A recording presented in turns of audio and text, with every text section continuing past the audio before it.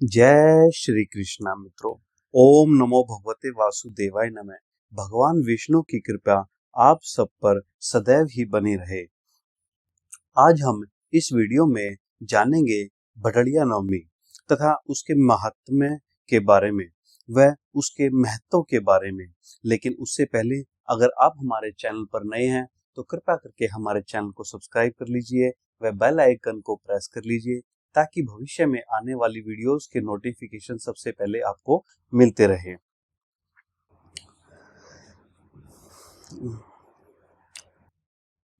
भदड़िया नवमी या भदौरिया नवमी एक शुभ मुहूर्त है। इस दिन किसी भी प्रकार की सभी शुभ कार्य आयोजित आयोजित किए जा सकते हैं। भदड़िया नवमी मुख्य रूप से विवाह जैसे शुभ कार्यों के लिए लोगों के बीच अधिक प्रसिद्ध है।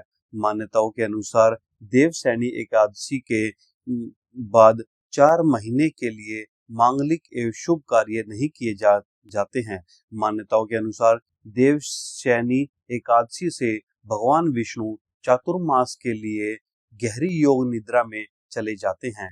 तत्पश्चात भगवान विष्णु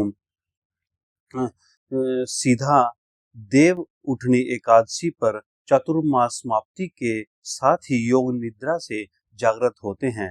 उसके पश्चात शुभ और मांगलिक कार्य फिर से प्रारंभ हो जाते हैं। वैवाहिक जीवन का प्रारंभ बिना भगवान लक्ष्मी नारायण के आशीर्वाद के संपन्न नहीं होता है। इसी कारण भगवान श्री लक्ष्मी नारायण के योग निद्रा में होने से कोई भी शुभ कार्य नहीं होता है। भदड़िया नवमी को विभिन्न भाषाओं में व क्षेत्र के अनुसार भेद एरिया या भदड़िया नवमी या भदरिया नवमी आदि आदि नामों से जाना जाता है। विवाह के साथ होने वाले अन्य शुभ कार्यों का समापन होने में 1 से 2 दिन का समय लग जाता है तथा देवसैनी एकादशी तक सारे सुख सारे मांगलिक कार्य संपन्न होना भी आवश्यक है। देवसैनी एकादशी से तुरंत पहले सबसे पहले शुभ थी भड़ानाओं में ही मनाई गई है। हिंदू धर्म हमेशा से ही त्योहार व्रत और विभिन्न प्रकार के पर्वों के लिए जाना जाता है। आमतौर पर हिंदू समुदाय में विवाह के लिए शुभ दोनों के अंतिम दिन को माना जाता है। सरल शब्दों में कहें तो इस दिन भगवान निद्रा की अवस्था में चले जाते हैं। भदड़िया नवमी भगवान विष्णु के निद्रा की अवस्था ग्रहण करने से पहले का दिन माना जाता है और फिर इसके बाद विवाह तिथि नहीं रखी जाती है क्योंकि भगवान का आशीर्वाद नहीं मिल पाता है और इसलिए सभी भक्त इस विशेष दिन को बहुत ही अनोखे तरीके से मनाते हैं और ईश्वर का आशीर्वाद लेते हैं। बड़े दोनों में आदि नाम से जाना जाता है। यह त्योहार भगवान विष्णु से सीधे तौर पर जुड़ा हुआ है और उन्हें के सम्मान में बहुत ही हर्षोल्लास के साथ मनाया जाता है। उसके उपरांत किसी भी प्रकार की धार्मिक त्योहार या गतिविधि को संपन्न नहीं किया जाता। तो अब जानते हैं भदड़िया नवमी या भरली नवमी किस तरीके से मनाई जाती है। अपने आप में बहुत खास महत्व रखती है। इस दिन भगवान विष्णु की पूजा बहुत ही जोर शोर से की जाती है। बहुत से मंदिरों और घरों में भगवान विष्णु की पूजा को संपन्न करके प्रसाद वितरित किया जाता है। भगवान विष्णु के जय जयकार से सभी वातावरण गुंजायमान हो जाता है। विष्णु सहस्त्र नाम और साथ ही साथ विष्णु के अन्य पवित्र भजन कीर्तन इस दिन बहुत ही भक्तिमय में होकर के अलग अलग तरीकों से होकर मनाया जाता है। इस दिन विशेष तौर पर झारखंड राज्य प्राचीन काल से भदड़िया नवमी का मेला भी पूरी श्रद्धा के साथ आयोजित करता है। इसमें लोग बढ़ चढ़कर हिस्सा लेते हैं।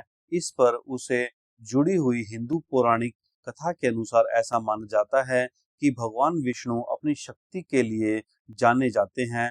तो एक बार ऐसा हुआ कि भगवान सो रहे थे और इसी दौरान हिंदुओं के विवाह नहीं हो रहे थे।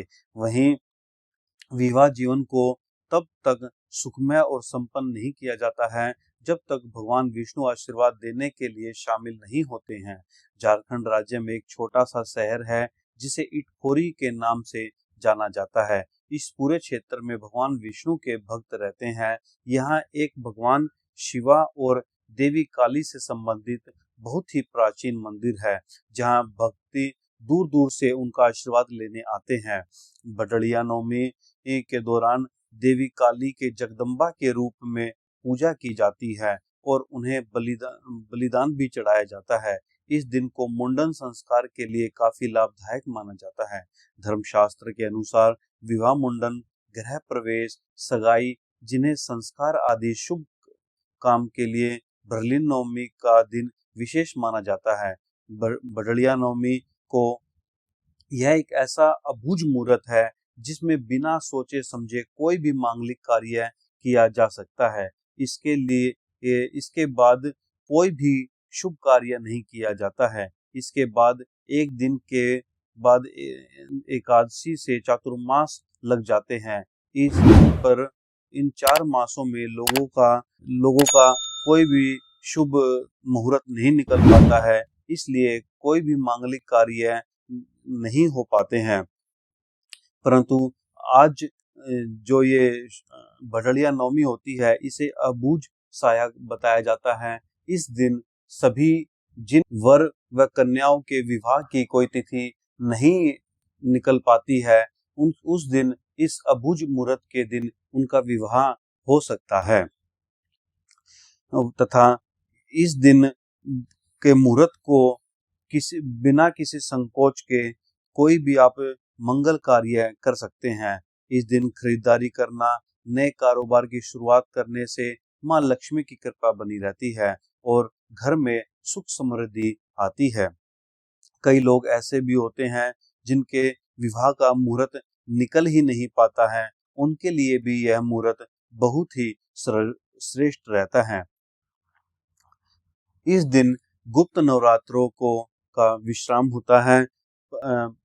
इस मास के प्रथम तिथि से गुप्त नवरात्रों की शुरुआत होती है। वह बुढ़िया नवमी को नवमी तिथि होती है, जिससे नवरात्रों को विश्राम मिलता है। इस दिन माँ देवी की 9 कन्याओं का पूजन करके उनको प्रसाद ग्रहण करवाकर उनको अपनी श्रद्धा अनुसार अपनी पैसे या कोई उपहार आदि दे करके उन्हें विदा करना चाहिए। ऐसा मान्यता है क्या है कि यह दिन बहुत ही सर्वश्रेष्ठ होता है। आप सभी को बडड़िया नवमी की ढेर सारी शुभकामनाएं। जय श्री कृष्ण।